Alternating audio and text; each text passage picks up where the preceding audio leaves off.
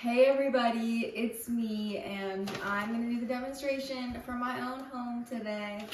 We're going to make the homemade granola. So, I've got all my ingredients out here, pretty simple. Just calls for honey, some oil, some cinnamon, and some oats, and non-stick spray. So I have all of that here. I've got my mixing bowl, I've got my baking tray, and my measuring cups. So the first step, I'm gonna make sure my oven is set to 350. Okay, you can tell because it says 350 right there on the oven. When you guys walk in, your ovens should be set to 350 if I can remember. All right, so directions: 1, preheat the oven 350. I just did that. 2, in a large bowl, add the honey, oil, and cinnamon and whisk it with a fork. So I'm gonna take my large bowl, and first thing it says to add is honey. So I'm gonna go with the tablespoon. So I need 4 tablespoons. Tablespoon TBSP, it is labeled here. So I'm gonna do 4 of these into the bowl. So there's 1, you can shove it somewhere in there. 2, okay, 3, okay, and my 4th one. And we got a little high because I'm not sure if it's all coming out. So we got 4 tablespoons of honey in there. The next ingredient is 2 tablespoons of oil. So I'm gonna open up my oil, and I can just use the same spoon because it didn't dip into anything. I'm just pouring in 1 and 2. Okay. Next up, it wants us to add in our cinnamon, and it calls for a 1/2 teaspoon of cinnamon. So let me look for my 1/2 teaspoon in here. I think I found it. All right, 1/2 teaspoon. TSP without the B means teaspoon. So I'm gonna open up my cinnamon and just put in 1 of these. I'm gonna use the side to kind of get it more flat. All right, putting that in there, okay. All right, it says to whisk it with a fork. So let me open up and grab a fork, and I'll just mix this up till everything is combined together. Bring it here. It smells amazing. Inside, just a little longer. Okay, that will do. Next direction says add oats. And like I've said, they're not going to continue to tell me how much. I have to go back to the ingredients to find out how much I'm putting in. So oats says 2 cups. So I'm just going to add in 2 cups of my oats right here. So I could use my big one. It's a little big. The 1 cup was a little big for this small of a container. So I think what I'm gonna do is I'll just use the 1/2 cup 4 times. So I like to do this if I'm using something a little bit smaller. So 1/2 cup, 1/2 cup, 1/2 cup, 1/2 cup. 2 cups right in there. And it honestly makes a pretty decent amount for 4 people. Like, that looks like a lot. So I'm gonna stir this up until it's all evenly coated. So it starts to get a little notice that the liquid mixture is all combined, so everything looks the same. So keep on going until nothing's left all dry.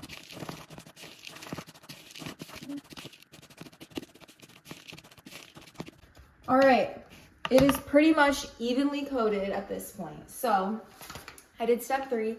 Now I'm gonna go to step 4. Coat a baking sheet with non-stick spray and spread the oat mixture evenly onto the sheet.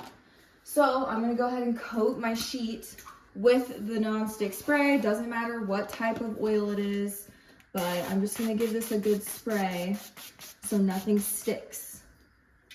Now I'm gonna take my mixture, place it there. I am going to make sure I get as much as I possibly can off the bowl. We want as much as possible.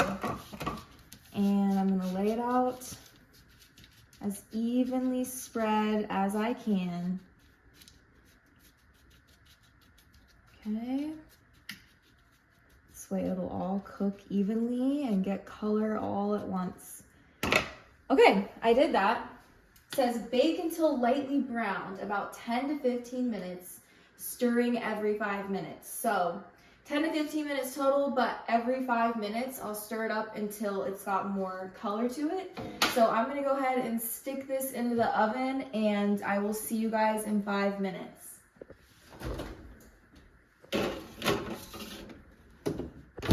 Five minutes later. All right, that 5-minute timer went off. It's time to stir it up. It's not done yet, but we are gonna stir it up so that it will cook all evenly.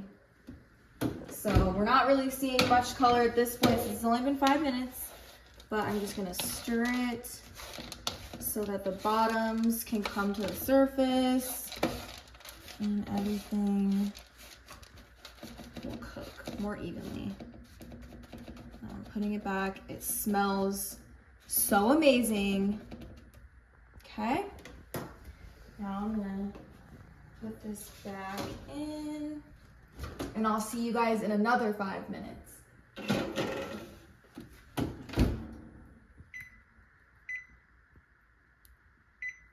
Okay, it's been another 5 minutes. Let's see what it looks like. Ooh, looking good. I'm gonna stir it up one more time. Okay.